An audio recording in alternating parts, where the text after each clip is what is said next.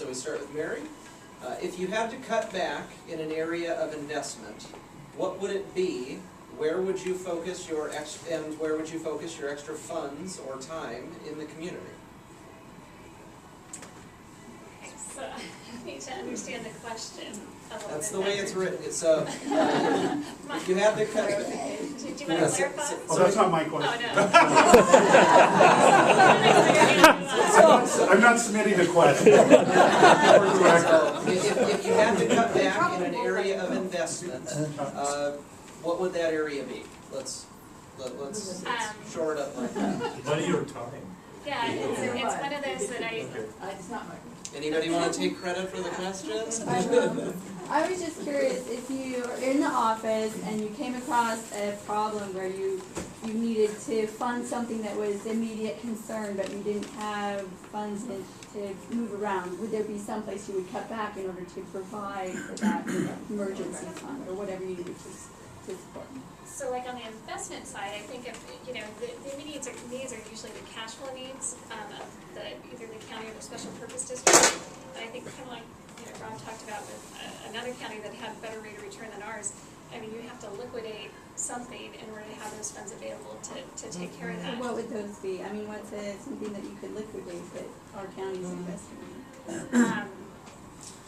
I don't know of all our individual investments, but it's usually, so most of the investments are in like short-term, there's some in short-term liquidities that those you would have to pull out.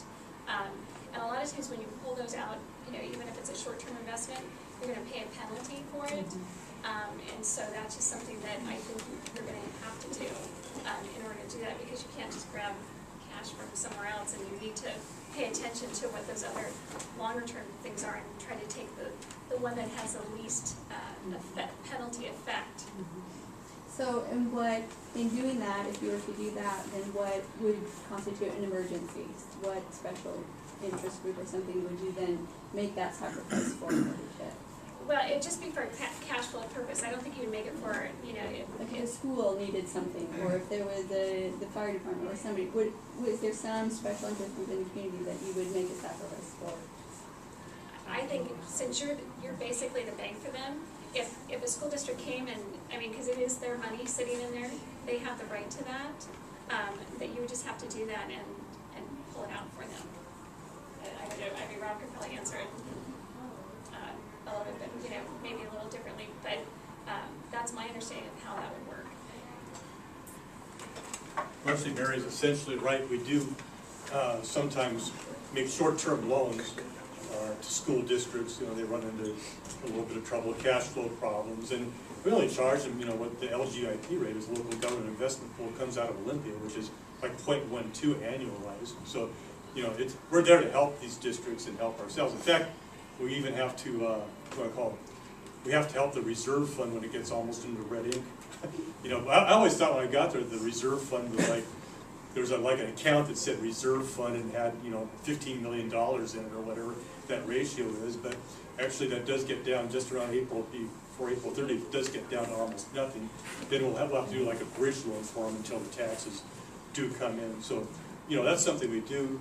We did loan money to the airport, for a project, and actually it's kind of an in-between thing. We get a better yield by what we charge them, and they get a better yield. They pay less interest and less expenses, bond expenses and everything, if they go through us, so it actually works out pretty well. Well, I have very little to add to that, since going third on this question is a little bit hard, but I will let you know, so those budgets that are set by the school districts are preset. So in general, we should not be in a position of having to generate additional funds, but yes, it is correct that sometimes there are emergencies that come up, and that's simply having to liquidate an asset to be there for our schools.